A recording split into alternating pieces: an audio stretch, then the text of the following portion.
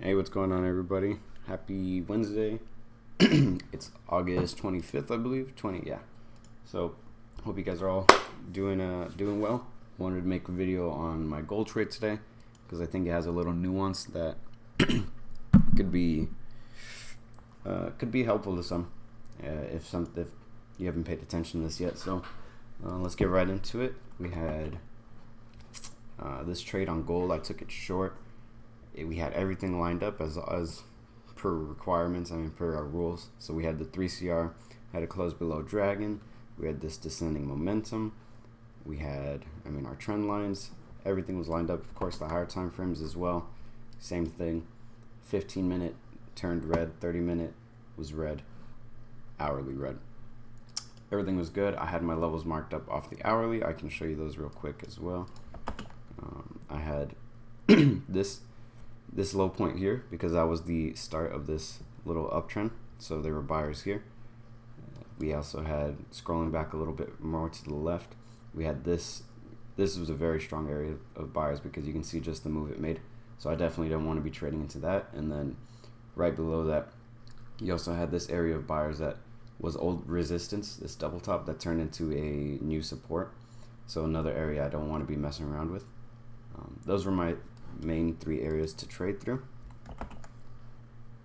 and we translate that over to the 5-minute chart. You can see how it looks here. And the thing I wanted to point out today that I don't usually mention is, I always mention that I'm looking for a pullback, but the thing is, sometimes we get these real big moves, and I will not take those because they are, it's a little too much for me, like the move's already been made. How much more can it go?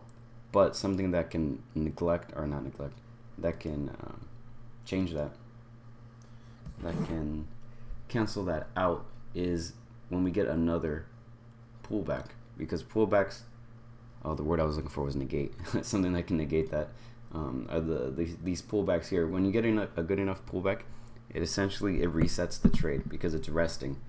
And when I see something like this, we get this nice wick pullback coming back up to another area of resistance or support turning into resistance now. Once this candle, this is the trade I took, once this candle turned bearish and it broke through this resistance here, I took it, and you can see exactly just how fast this move was. I didn't capture all this. I took it just like per rules. I took it from level to level, got it out right here. And it's cool. I like this trade a lot, this example, because it actually did it again. So once again, we had this incredible move that usually you're not going to see it go further without having some kind of relaxation. And so what did we get? Another big pullback with this wick right again into that same resistance, testing it again, and the dragon, and rejected once again. And then sure enough, we got another big move, right? It's that pullback, that relaxation is so important. It basically gives you another opportunity if you missed your original, or if it didn't give you an original opportunity. Just be aware, everything still has to line up. If anything ever falls out of line, out of alignment, don't take the trade. Everything still has to be in alignment. So you can see here, when I took this trade, momentum was still growing, perfect. When you took this here, momentum was still growing, perfect. These are all things you have to be mindful of. Because there's a lot of times I'll explain my trades, and there's still like little things that I don't go over in detail, but you have to be very mindful of just keeping everything in alignment when you're looking for your trades. So yeah, that was my trade this morning. Just really nice day. M2K offered some really nice opportunities as well. Super clean day.